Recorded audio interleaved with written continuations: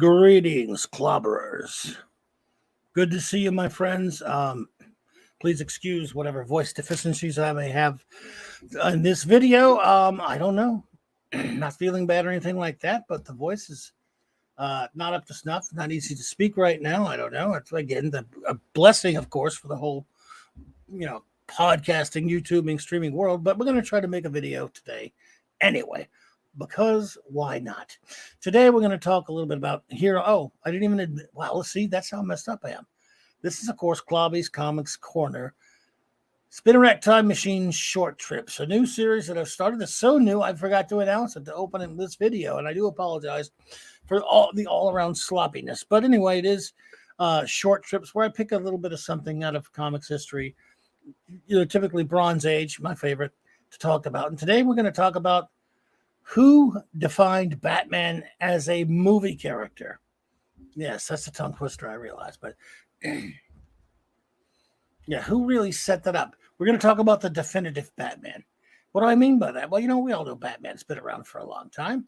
We all know that Batman was created by a gentleman by the name of Bill Finger and some other bloke, some artist whose name escapes me. I can't even remember his initials. I don't know why.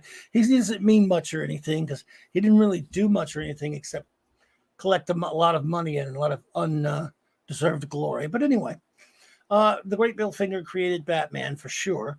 And Batman has gone through many changes and many iterations after that. There was this little bit of a darker period early on in the Dark Knight Detective's existence. And as we all know, time went on and, he went through quite a few things, even in the Golden Age here, the wonderful Dick Sprang era, very colorful, very imaginative, very out there.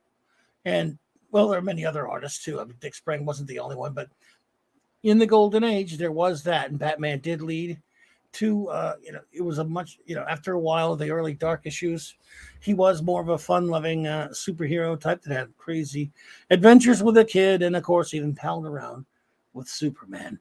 And then eventually, as you all know, Adam West and Burt Ward gave me to you. So you can blame them for me doing a show. You can blame them for all of my geekness at 2 years old, which I was. That show came on, and that was it. It transformed me into the geek that I am today, and I dearly love it. And I dearly love Batman. And Batman, to me, he means a whole lot. I mean, you all know that I love The Thing and the Fantastic Four, but Batman's right up there with Batman, Superman, and many other characters. But Batman is special, and Batman will always hold that special place in my heart. But I, like many of you, do think he should normally be the Dark Knight Detective. That doesn't take away, of course, from the fun stuff of the Golden Age, the Dick Sprang, and many other artists, by the way. I want to say it was just Sprang, a lot of other artists, of course, Jerry Robinson, and was it Jack Burnley? And were there too many to mention? Joe Giella. I mean, there were a lot of them. Let's put it like that. And this is not about that today. And this is about what transformed Batman back into his Dark Knight self, so much so that we got a movie about it by Tim Burton in 1989. And there's a man who is largely responsible for that movie getting made that really never gets any credit. So again, for me, it starts and stops with Adam West, but I do love the Dark Knight Detective Batman because the comic book at that time, led into a series that was very much a great translation of it and even continued that way and was that way in that era. And when I was a kid, this book look, Batman from the 30s to the 70s, that's what really, after seeing the series and after a young lad getting this book, just really made me such a Batman fanatic. But let's talk a little bit about the gentleman who kind of took Batman in the direction of movies. Of course, as you all know, I have referenced this wonderful magazine before, Back Issue magazine, from the great publisher Tomorrow's. And if you've not picked up Back Issue and you are a fan of comics history, you are missing out. I really love them. And again, I only show bits and pieces of their stuff because I don't own their property and I'm not trying to steal their thunder, but I'm just a fan who loves them unabashedly and loves to promote their work. In an issue from a good while back in 2020, in February of 2020, as stated anyway, Back issue magazine number 118. They did look at this wonderful Alex Ross cover with this Fantastic Four here. It's the issue was devoted to the greatest stories never told, and then there's an article in this by actually Mr. Steve Englehart, who of course was a pretty prolific writer for Marvel Comics before he went to DC. And again, I'm just going to show a tad of it here because I recommend you pick up this article. The article is called "The Batman Movie and Me," and it basically Englehart talks a bit about, how. And I've known this for a long time, and some of you have probably known this for a long time. The Batman film, the wheels that got in motion to get us a Batman film in 1989, whether you like that Keaton film or not, did not start with Miller's Dark Knight or as year one, as so many people seem to think. It really started a good bit before that. And this article that I highly recommend you track down. You can get it really cheap if you want to find it on the back issue digital of the website on Tomorrow's or whatever, or you can get a physical copy. I love this magazine. And this is a great issue. It's got a lot of great stuff in it. But Englehart basically speaks of how he was asked to go to DC to work on Batman. Now, there's one thing he does say that I personally don't necessarily agree with. Okay. He says he's the one that sort of brought back the Dark Knight detective Batman. He kind of insinuates that he's the one that did that he's the one who led to a more quote-unquote Dark Knight detective or an adult Batman, if you will. Adult meaning, of course, just that, for movies. But we all know that before he did that, Denny O'Neil and Neil Adams did it with Batman, the seminal Batman 251 classic, which really is the benchmark right there in terms of going from this era of Batman, which I love, back to the darker roots of the Dark Knight Detective, which I also love. And, again, primarily with the story of the Joker's five-way revenge. Did O'Neil, Neil Adams, of course, and big hat tips of the great editor and legend, Julius Schwartz. And, of course, that led us into this saga with Ra's al Ghul. And Ra's al Ghul, of course, being, this was badass Dark Knight Detective Batman before Englehart did it. I do love what Englehart did. But it was also a Batman that was versatile. Batman can be a lot of things, as you know. He was back to being grounded in the Dark Knight Detective stuff, but he had many titles, as I've talked about before, including, he could pal around with the Justice League. Which he did a lot. But what happened was Englehart was called in by Jeanette Kahn, as he tells the story in the article. And I'm not going to give away the whole article. Suffice it to say, he was called in to write Justice League, as I mentioned. He had been writing Avengers, and she basically wanted him to write Justice League the way the Avengers were being written by him. She had felt that the Justice League had become more avatars than actual characters. And she thought, because she'd seen it, and Englehart, was good with characterization. He did a really good run on a lot of comics, and especially the Justice League run. And so he was brought in, and he did Justice League for he did about 10 issues or so, give or take. And it's a really good, solid run of Justice League that he did, somewhere around like 139-ish. Oh, I don't know, to 148 or something like that, give or take. But it was a solid, maybe 10 issues or whatever it was. He did a great Manhunter story. I recommend you dig those up if you want to read a good Justice League story of the era with some Dick Dillon pencils on that era. But so Steve Englehart was a very capable writer, very good at writing superheroes. So she brought him in to write Justice League like that, but she also let him take over the Batman in Detective Comics, of course. And he did that for a while, and not too long into his run, a great artist by the name of Marshall Rogers came along, and of course with a great inker, Terry Austin, two of the greatest. And that's just a couple of the covers right there of that extraordinary detective run. Later reprinted with these beautiful wraparound covers in this format in the 80s, reprinting these again, two classic stories. this became referred to very often as the definitive Batman. This caught the eye of a guy named, Michael Uslan, of course, is the guy who is well known as making or getting the Batman movies made and being responsible for a lot of Batman outside of comic book media. I don't know if Uslan, he may have wanted to make Batman movies before this. I'm not saying that, but I do know that Englehart believes that he and a lot of people were inspired by this run. Now, again, I like Englehart a lot.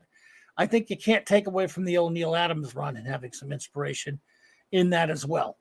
But we don't take away from Englehart either, but as you can see, Hollywood pretty much did. And there was a Tom Mankiewicz script early on. There was came out way before Miller's Dark Knight, even if I remember right. And again, these are some looks at some of the reprint wraparound covers of Englehart's short run on Detective Comics. As I said, commonly referred to as the definitive Batman. And this is an era of Batman that I personally love because, yes, you can get the Dark Knight Detective stuff, which is what, primarily we want to see out of Batman. And yet, look, he still had time to pal around with Superman in his long-running title of World's Finest. Pal around with his Justice League buddies. Of course, even though that's the Earth 2 Batman on that cover. You get my point. And even team up with characters in one of his own books that he'd taken over, The Brave and the Bold, as I've talked about many times in the show. And he could hang out with characters as crazy, diverse as Swamp Thing and Supergirl. And yet still have time in his own series to be his own character. He could even have a cross-company tie-in with the Hulk. Yeah, because Batman is more versatile than people give him credit for. And then you could have things like this. I love Untold Legend of the Batman, which in my opinion is his true origin. This is the origin that I love the most for Batman. He has been defiled so much lately after 1986. But at this point, Batman was still very much a comic book character. The dark stuff was there, but he still existed in the brightness of the DC universe. His comic could be dark sometimes, and other times not so much. And he could even, lead the Justice League himself and take over. So Batman, again, as I said, was very diverse. I do believe that Englehart definitely has a case. He did talk, and again, I don't want to give away everything in this article because it's a very interesting article. But as you can see, he talks about many of the things that were in the scripts, including he worked on the script, by the way, as a script doctor. He got no credit. He got about 10 grand. In the around 86, 87. But as you can see, there are a lot of things if you've read this series, that were used in Tim Burton's version. And yet this article that he wrote is in response to screenwriter Sam Hamm saying that it didn't borrow much from Englehart and Rogers and Austin's detective run, definitive Batman detective run. And as we all know, again, there was a later run called Dark Detective, which Englehart and Rogers went back to do, and which was also pretty good, not as good as the original run, in my opinion. There was going to be a third, and unfortunately, the great Marshall Rogers passed. But I truly believe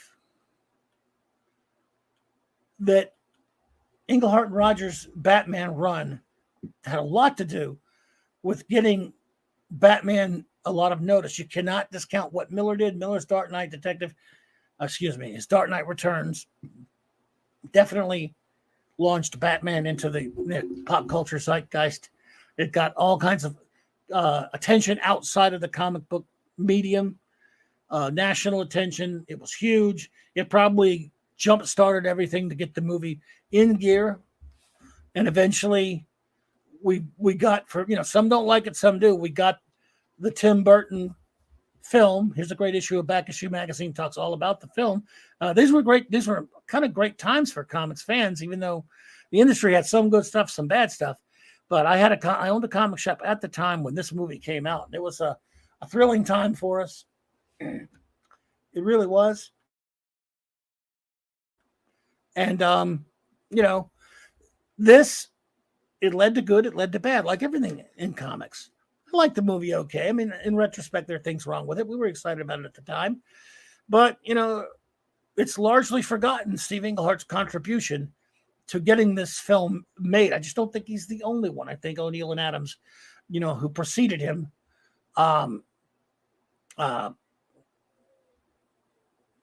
really, laid it out for him. But he definitely, I think, Englehart and Rogers' definitive Batman certainly caught a lot of eyes, and that led to eventually getting Miller getting more attention, and we finally get the movie. Whatever you think of the movie, of course, ups and downs. Some like it, some do not, but it did lead to the wonderful Batman animated series, which gave us the greatest Batman movie of all time, Batman: Mask of the Phantasm. I love it. And again, Batman still remains extraordinarily versatile, though, because I love Batman: Mask of the Phantasm in the animated series, but I also love Batman: The Brave and the Bold. You can have lighter, funny, fun-loving, tongue-in-cheek Batman. You can have the darker stuff. Batman can team up with Scooby-Doo. Batman can do it all because he's Batman.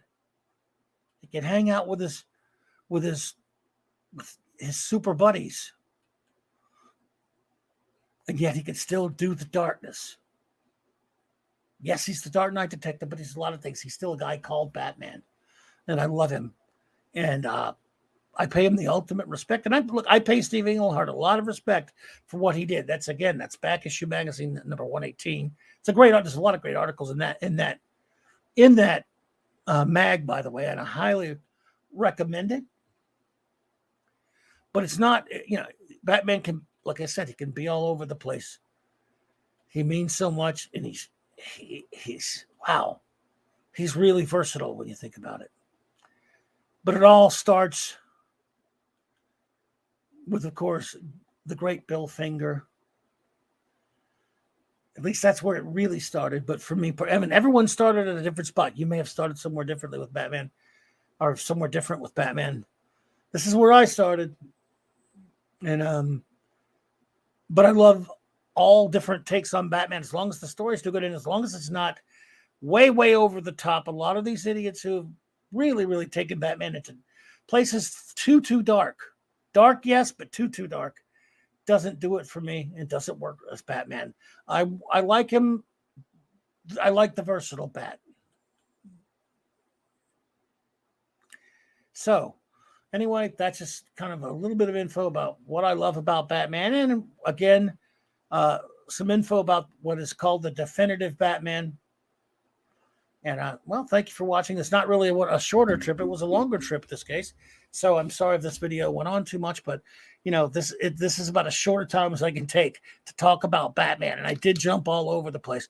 So what are your favorite, your favorite creative teams on Batman? Who are your favorite artists, writers, and that sort of thing, if you know what I mean? And what are your favorite eras? When did you start as a Batman fan? What are your origins as a Batman fan? You can tell me in the comments below. I would like to hear them. And of course, if you're new to this video and it didn't make it run off in the first couple of seconds, well, I thank you. I thank you all for watching this. And if you're, of course, a clobberer here, which just means you're a friend, thank you for watching this. All right, everyone. I hope you all had not too bad a time watching this video, and I hope my voice wasn't even worse than usual. So good. And as always, a big shout out to my wonderful first officer for my outro of CLOBBY'S Comics Corner. And next up will be Spiderneck Time Machine, December week 1, 1971. Later, Bat Clobberers.